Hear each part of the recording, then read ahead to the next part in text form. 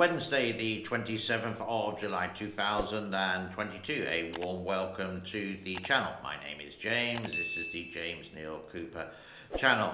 And what is happening with this image that I showed you before? Well, in India and Pakistan, there are quite a few dams that are opening their sluice gates and their floodgates, their spillway gates, and because of the monsoon season.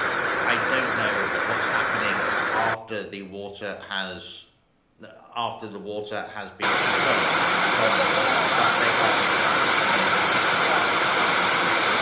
And these dams, yep, produce electricity, possibly. They may control floods, possibly, but they can also cause droughts like this. And sometimes being an animal, when you have these man-made contraptions like dams or engineering, life can be quite difficult.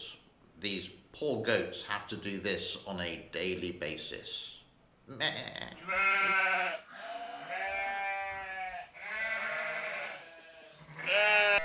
Now, what is happening with the Three Gorges Dam? Let's have a look first of all at the webcam, and for the last 3 months it is still showing Shandong province, which is like 1,000 kilometers away from the Three Gorges, and it's just, why can't they fix it? The amount of times we have shown it, I know that some people from China do watch this. Can you report it to CCTV, who are actually doing the live stream, which we did in March time? I think was the last live stream we were able to get. Let's have a look at the weather for you as well, and I'm just going to speak through this one. The hand, as always, is by the Three Gorges Dam. This is just related to the rain which is happening. The dark patches mean heavy rain, green means relatively light, and there is pitter-patters of rain, and there are some thunderstorms which will actually directly hit the Three Gorges Dam. It's something that we will have to, as always, keep an eye on, but I don't think it's going to happen. I don't think the floodgates are going to open in the near future related to it, but you can see that there's not incredibly heavy weather. Now, the levels look like this for you. Hold on a minute. Here we go. Kutan, Chongqing has gone up once again. That's at 165.50. And the Three Gorges Reservoir, they say it has gone down at 149.24. But from yesterday when we did this video, that seemed to have gone up. And the inflow is 15,500 and the outflow is 14,700. Let's go to the satellite images next. We haven't done this. Now, this is quite recent. This is from the 26th of July. And the first one you can see, I think, is maybe like 500 meters away. And the sluice gates are not open. You can see that the inflow and the outflow there on either side of the sluice gates, the left and right of the actual dam. The ship's locks are not really dispersing any water, or the elevator, that's just pretty standard.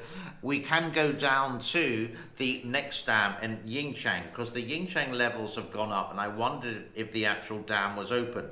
And you can near enough see the same kind of thing here related to there, that the inflow and the outflow is related to the water going through the turbines, but the sluice gates are not open with those two pictures. Right, whew. Let's take a break. We'll be back.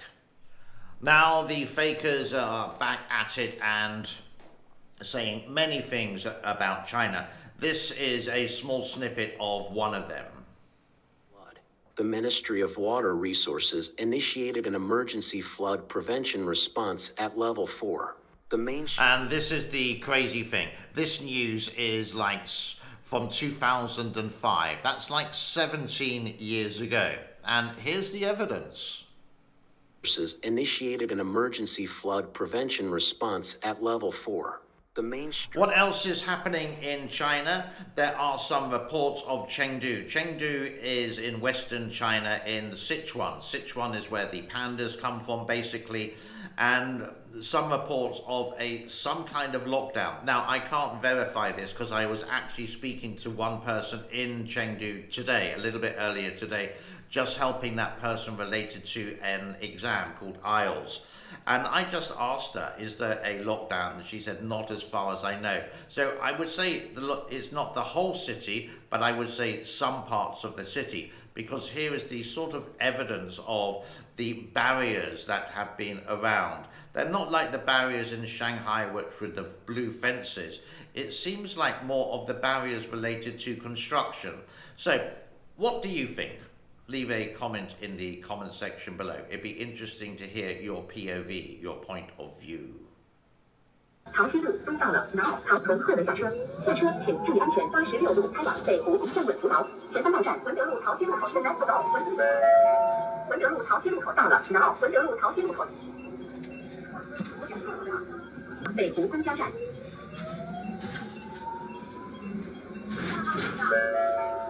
上车的乘客请主动刷卡后投币，上车后请往里走。谢谢您的配合。前3到站文德路中文南四道，文德路中要下车的乘客，请到后门做好下车准备。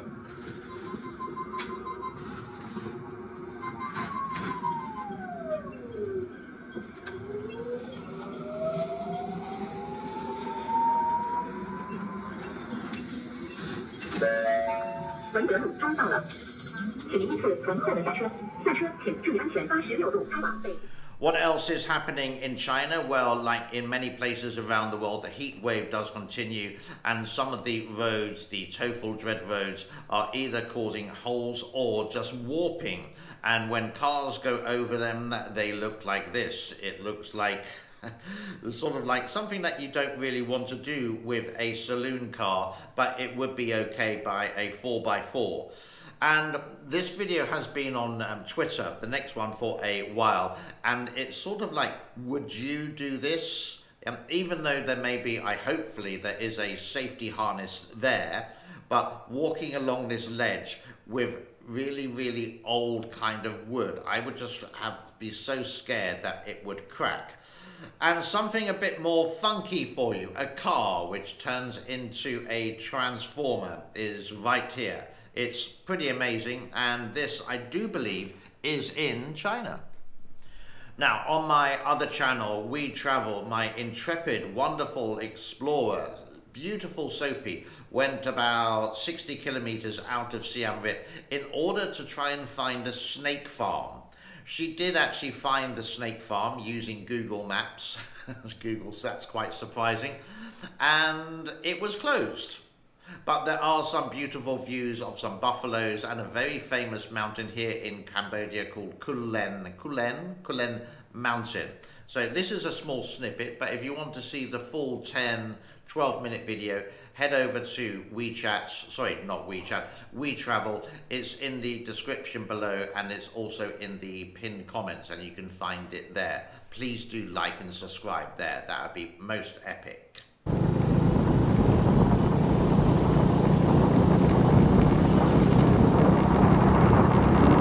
Now, even though this is a hobby and this is something that I always enjoy challenges, my challenge is like hopefully by the end of this month to get to 31,000 subscribers. It seems to be going down at the moment, and I do look at other videos how to motivate or how to get these subscribers, what I'm doing right, what I'm doing wrong, etc.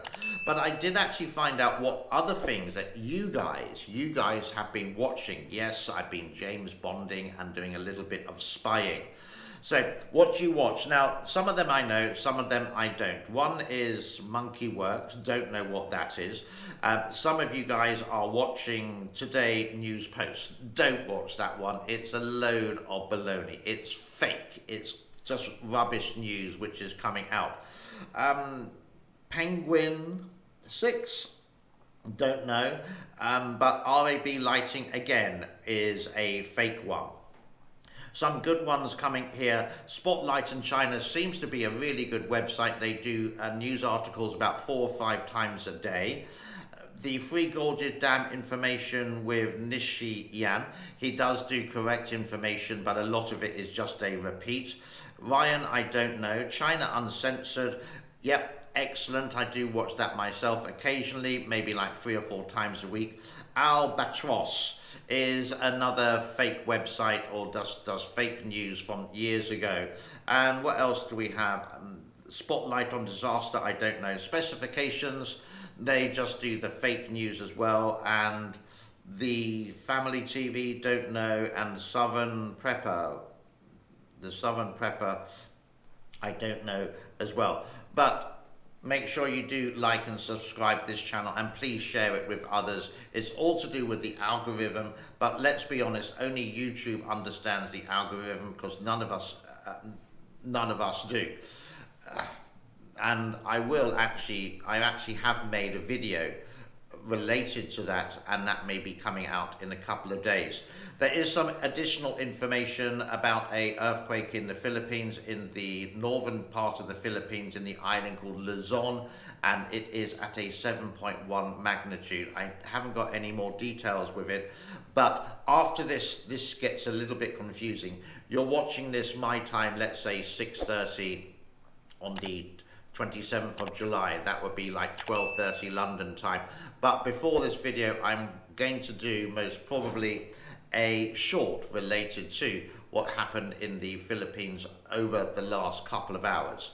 That's it from me. Have a wonderful day wherever you are, and I hopefully will see you tomorrow.